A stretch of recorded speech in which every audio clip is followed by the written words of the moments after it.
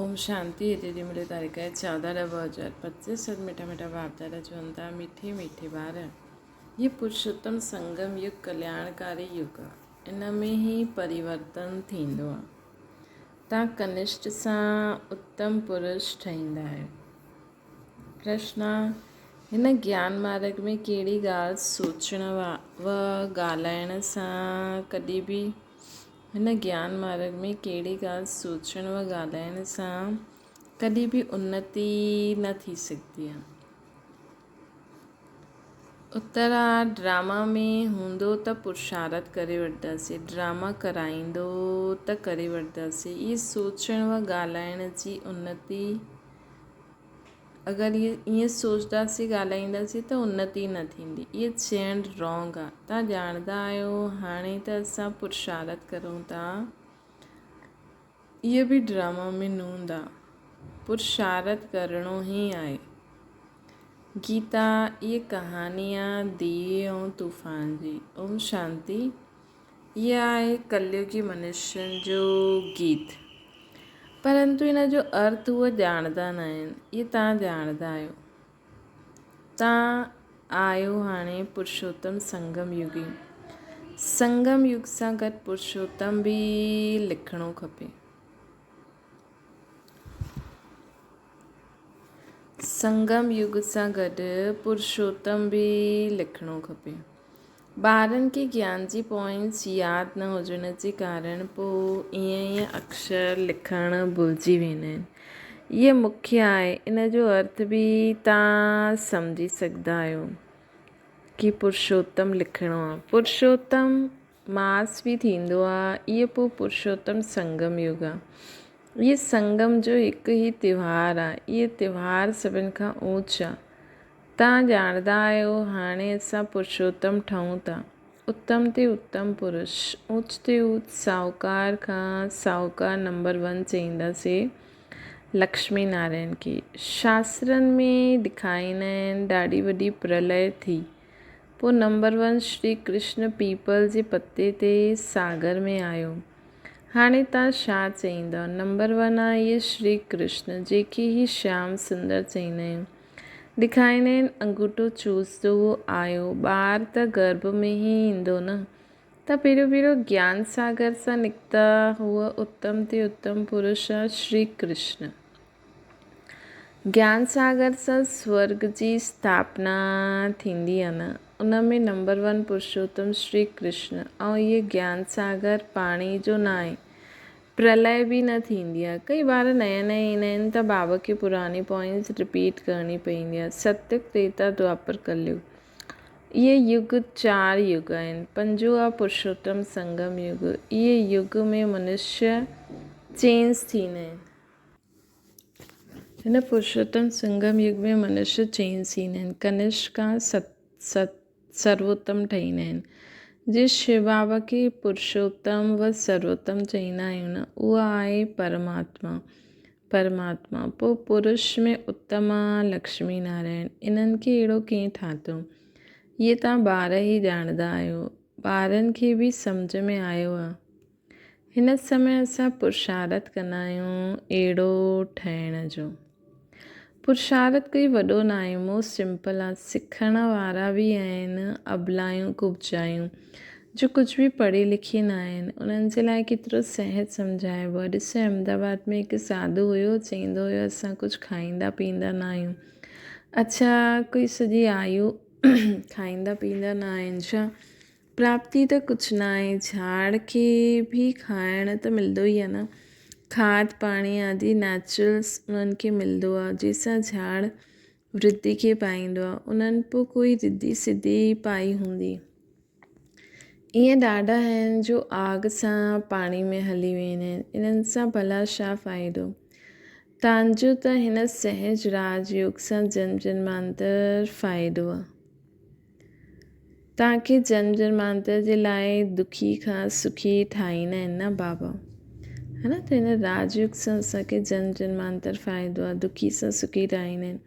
बाबा चईंदा आहिनि ॿार ड्रामा अनुसार असां तव्हांखे गुइया ॻाल्हियूं ॿुधाईंदा आहियूं।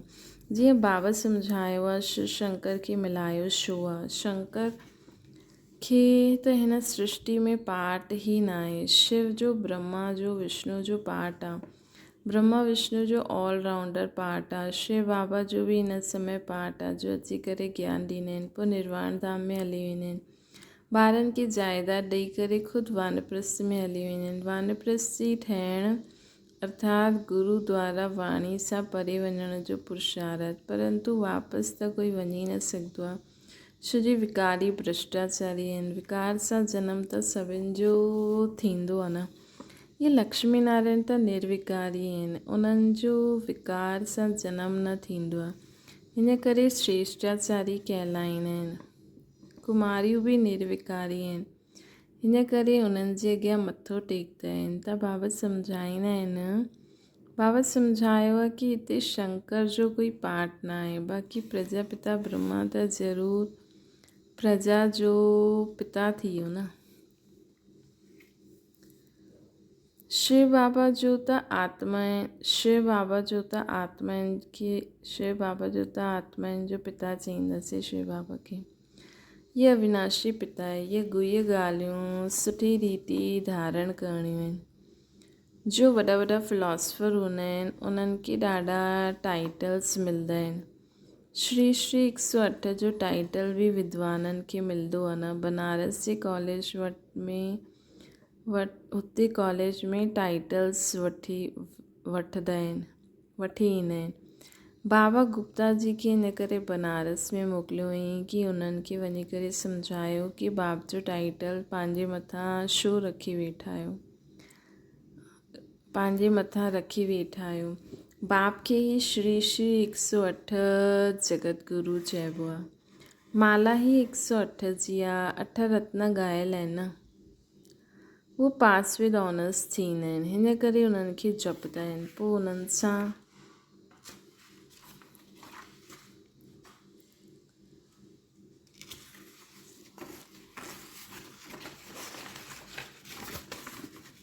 सां कम 108 जी पूजा कंदा आहिनि। यज्ञ जॾहिं रचंदा आहिनि त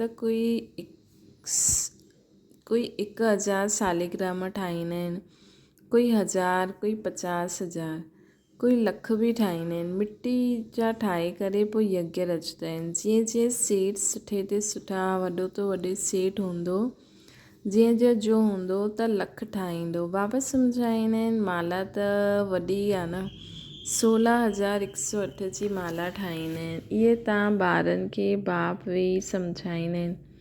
तव्हां हाणे भारत जी सेवा था करो बाप सां गॾु। बाप जी पूजा थींदी आहे त ॿारनि जी बि पूजा थियणी खपे।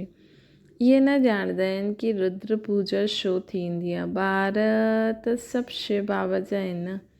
हिन समय सृष्टि जी केतिरी आदमशुमारी आहे, हिन में सभु आत्मायूं शिव बाबा जा ॿार ठहिरिया, परंतु मददगार सभु न आहिनि। इन समय तव्हां जेतिरो यादि कंदा आहियो ओतिरो ऊच पद पाईंदा आहियो, है न। जेको ख़ुदि खे आत्मा सम्झी बाबा खे निराकार रूप में यादि कंदा, उहे ई मददगार आहिनि। छो जो उन्हनि खे धारणा थींदी, उहे ई बाबा खे पहचाने देही अभिमानी स्थिति में रही सघंदा, है न। त बाबा चवनि था पूजन लाइक़ बि उहे ई ठहींदा आहिनि। हीअं कोई जी ताक़त न आहे जो इहे ॻाल्हियूं सम्झाइनि, करे चई ॾींदा आहिनि ईश्वर जो अंत कोई न ॼाणंदो। बाबा ई अची करे सम्झाईंदा आहिनि। बाप खे ज्ञान जो सागर चइबो आहे त ज़रूरु ज्ञान ई ॾींदा न। प्रेरणा जी त हिते ॻाल्हि ई न आहे, है न। प्रेरणा जी हिते ॻाल्हि न आहे। बाबा प्रैक्टिकल में अची करे सभु सम्झाईंदा आहिनि। भॻवानु कोई प्रेरणा सां सम्झाईंदा आहिनि छा? तव्हां ॼाणंदा आहियो उन्हनि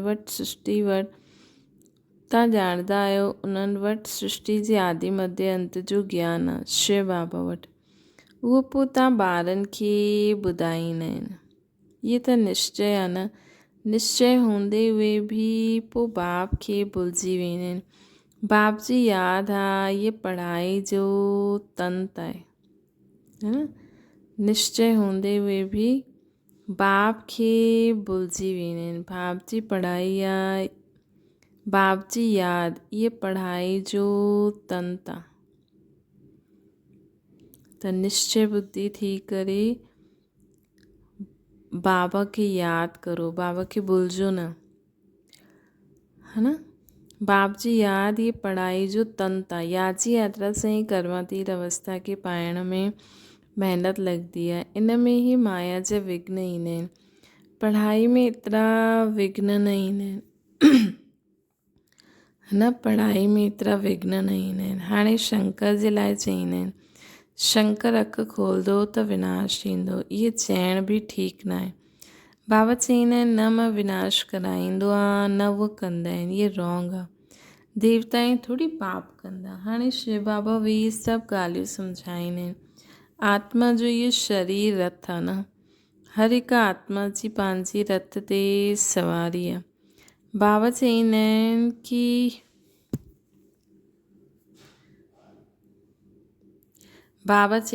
कि मां हिननि जो लोन वरितो आहे, इन करे मूंखे मुंहिंजो दिव्य अलौकिक जन्म चइबो आहे। हाणे तव्हांजी बुद्धि में 84 जो चक्कर आहे, ॼाणंदा आहियो। हाणे असां घर वेंदा आहियूं, पोइ स्वर्ग में ईंदासीं।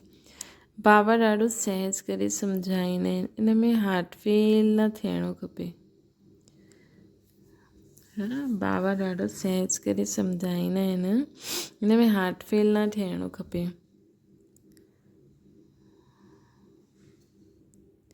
हाणे असां पंहिंजे घर वेंदासीं, पोइ स्वर्ग में ईंदासीं। चईंदा आहिनि बाबा असां पढ़िया लिखा न आहियूं, मुख सां कुझु निकिरंदो न आहे, परंतु ईअं त थींदो न आहे। मुख त ज़रूरु हलंदो ई आहे, खाईंदा आहे त मुख हलंदो आहे न। वाणी न निकिरे ईअं त न थी सघंदो आहे। बाबा ॾाढो सिंपल सम्झाईंदा आहिनि। कोई मौन में रहंदा आहिनि त बि मथे में इशारो ॾींदा आहिनि कि उन्हनि खे यादि करो। दुख हरता सुख करता उहो हिकु दाता आहे। भक्ति मार्ग में बि दाता आहे त हिन समय बि दाता आहे। पोइ वानप्रस्थ में त आहे ई शांती, ॿार बि शांती धाम में रहंदा आहिनि। पाठ नूंदल आहे जो एक्ट में ईंदो आहे न, है न। हाणे असांजो पाठ आहे विश्व खे नयो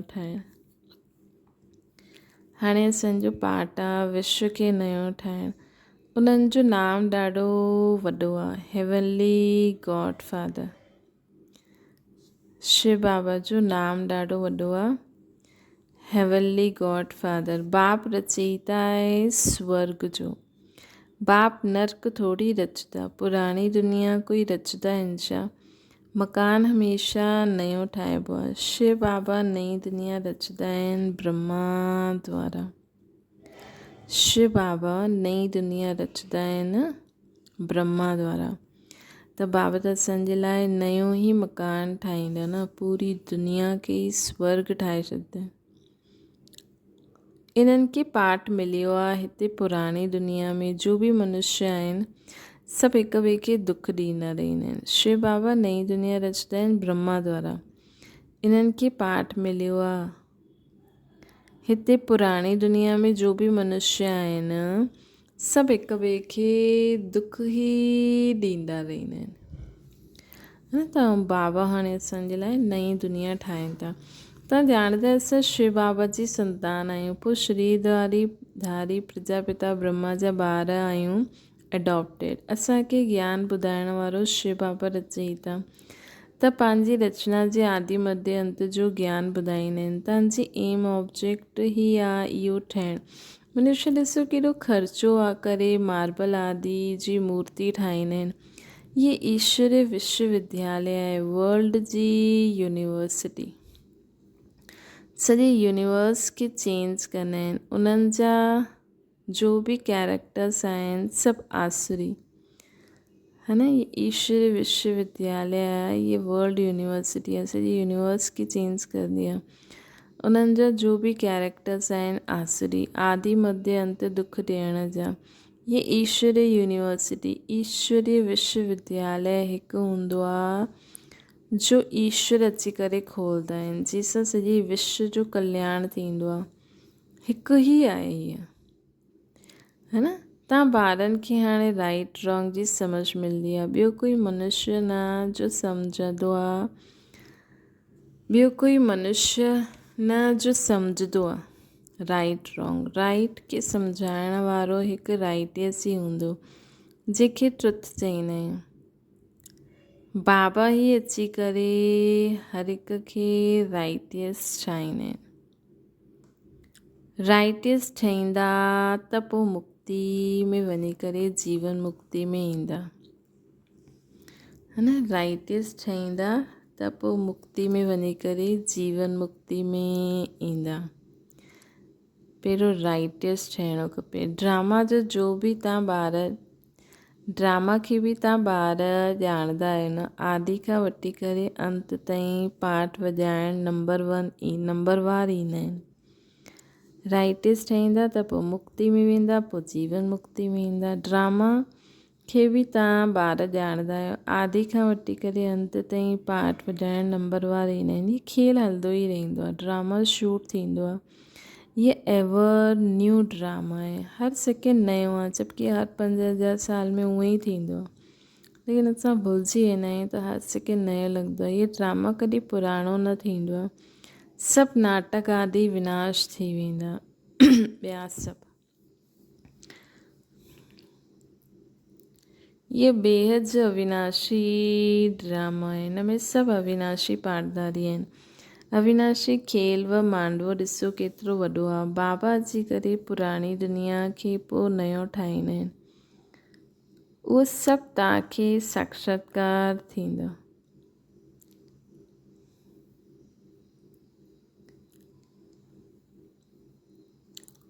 बाप अची करे पुराणी सृष्टि खे नयो ठाहींदा आहिनि। उहो सभु तव्हांखे साक्षात्कार थींदो। जेतिरो नज़दीक ईंदा पोइ तव्हांखे ख़ुशी बि थींदी, साक्षात्कार बि कंदा,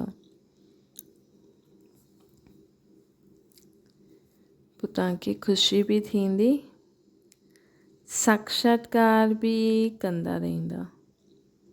चईंदा हाणे पाठ पूरो थियो, ड्रामा खे पोइ रिपीट करिणो आहे, पोइ नए सिर पाठ वॼाईंदासीं जो कल्प पहिरियों वॼायो। हिन में ज़रा बि फ़र्क़ु न थी सघंदो आहे। इन करे जेतिरो थी सघे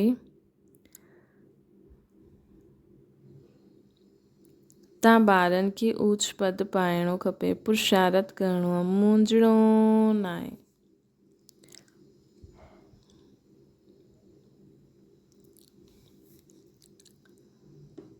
मुंझणो न आहे, बाबा चवनि था। ड्रामा खे जो कराइणो हूंदो उहो कराईंदो। ये चैन रॉन्ग आहे, असांखे त पुरुषारत करिणो ई आहे। अच्छा,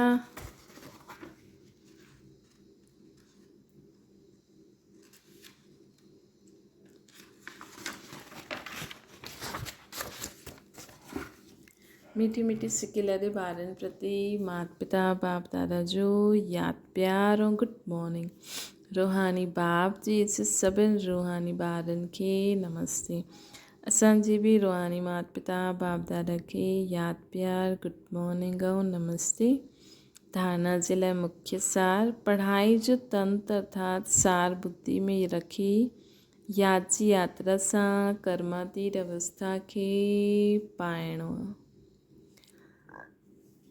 उच्च पूजनीय ठहिण लाइ बाबा जो पूरो मददगार ठहिणो आहे। उच्च पूजनीय ठहिण लाइ बाबा जो पूरो मददगार ठहिणो आहे। ॿियो आहे सत्य भाव द्वारा राइट रॉन्ग जी समझ वठी उन सां राइटियस ठही जीवन बंद सां छुटणो आहे। बाबा सां राइट रॉन्ग जी नॉलेज वठी राइटियस ठही जीवन बंद सां छुटणो आहे। मुक्ति जीवन मुक्ति जो वरसो वठिणो आहे। वरदाना आपस में स्नेह जी लेन देन द्वारा सर्व खे सहयोगी ठाहिण वारा सफलता मुहूर्त ठहूं। हाणे ज्ञान ॾियण वठण जी स्टेज पास कई, हाणे स्नेह जी लेन देन करो। जो बि साम्हूं अचे संबंध में अचे त स्नेह ॾियो वठो। हिन खे चइबो आहे सर्व जी स्नेही ऐं लवली, है न। इनखे चइबो आहे सर्व जी स्नेही ऐं लवली। ज्ञान दान अज्ञाननि खे करिणो आहे, लेकिन ब्राह्मण परिवार में हिन दान में हिन दान जे महादानी ठहो। बाबा चईंदा आहिनि ब्राह्मण परिवार में सहयोग ॾियणो ऐं बाक़ियुनि खे दान ॾियणो आहे। संकल्प में बि कंहिंजे प्रति स्नेह जे सवाइ ॿियो कोई बि उत्पत्ति न थी। आत्मिक स्नेह हर हिक खे ॾींदा हलो।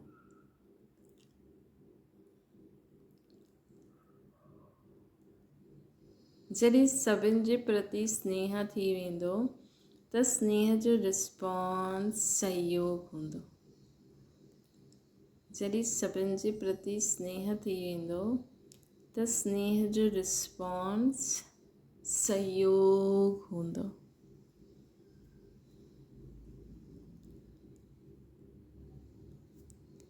त स्नेह जो रिस्पॉन्स सहयोग हूंदो।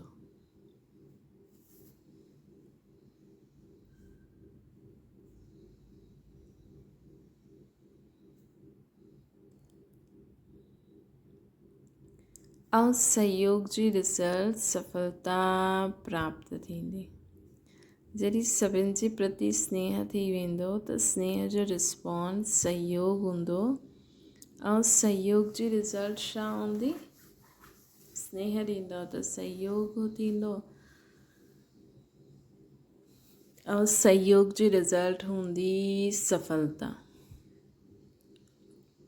स्लोगन आहे हिकु सेकेंड में व्यर्थ संकल्पनि ते फुल स्टॉप लॻायो। हिकु सेकेंड में व्यर्थ संकल्पनि ते फुल स्टॉप लॻायो। यही तीव्र पुरुषार्थ आहे। यही तीव्र पुरुषार्थ आहे। मातेश्वरी जी जा अनमोल महावाक्य। अॼुकल्ह मनुष्य मुक्ति खे ई मोक्ष चईंदा आहिनि। उहे सम्झंदा आहिनि जो मुक्ति पाईंदा आहिनि उहे जनम मरण सां छुटिजी वेंदा आहिनि। उहो माण्हू त जनम मरण में न अचनि हिनखे ऊच पद सम्झंदा आहिनि। उहो प्रालब्ध ठाहींदा आहिनि।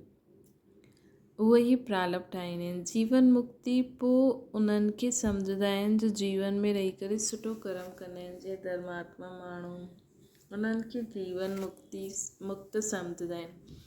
बाक़ी कर्म बंधन सां मुक्त थी वञे उहो कोटनि में कोई विरलो ई सम्झंदा आहिनि। सोचंदा आहिनि कमु करो ई न। हाणे इहा उन्हनि जी पंहिंजी मत आहे। लेकिन असां त परमात्मा द्वारा ॼाणे चुकिया आहियूं कि जेसिताईं मनुष्य पहिरियों विकारी कर्म बंधन सां मुक्त न थिया तेसिताईं आदि मध्य अंत दुख सां छूटे न सघंदा। त इन सां छुटणु इहे बि हिकु स्टेज आहे। है न। इन्हनि सां छुटणु इहे बि हिकु स्टेज आहे। कंहिंसां? विकारी कर्म बंधन सां। त बि पहिरियों जॾहिं ईश्वर नॉलेज खे धारण करे तॾहिं ई हुन स्टेज ते पहुची सघे। है न। पहिरियों जॾहिं ईश्वर नॉलेज खे धारण करे तॾहिं ई हुन स्टेज ते पहुची सघे। कहिड़ी स्टेज से? विकारी कर्म बंधन सां मुक्त थियण जी स्टेज। हुन स्टेज ते पहुचाइण वारो स्वयं परमात्मा खपे। छो जी मुक्ति जीवन मुक्ति त उहे ई ॾेई सघंदा आहिनि। उहो बि हिकु ई समय अची सभिनि खे मुक्ति जीवन मुक्ति ॾींदा आहिनि। बाक़ी परमात्मा कोई अनेक बार न ईंदा आहिनि। न कि अहिड़ो सम्झो कि परमात्मा ही सभु अवतार धारण कंदा आहिनि। अच्छा, ओम शांति। अव्यक्त इशारो जो स्लोगन पॉइंट मनसा सेवा बेहद जी सेवा। जेतिरो तव्हां मनसा सां वाणी सां स्वयं सिंपल ठाहींदव त सैंपल खे ॾिसी करे स्वतः ई आकर्षित थींदा। सिर्फ़ु दृढ़ संकल्प रखो त सहज सेवा थींदी रहंदी। अगरि वाणी जे लाइ समय न त वृत्ति सां मनसा सेवा सां परिवर्तन करण जो समय त आहे ई। हाणे सेवा जे सवाइ समय न गवाइणो।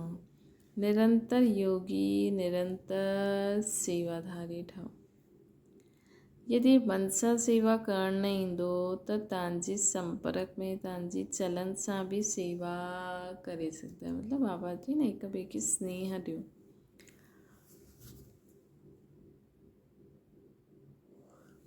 आत्मिक स्नेह ॾींदव त ऑटोमेटिकली सहयोग मिलंदो, सहयोग त सफलता, त इहा बि सेवा थी वई, है न।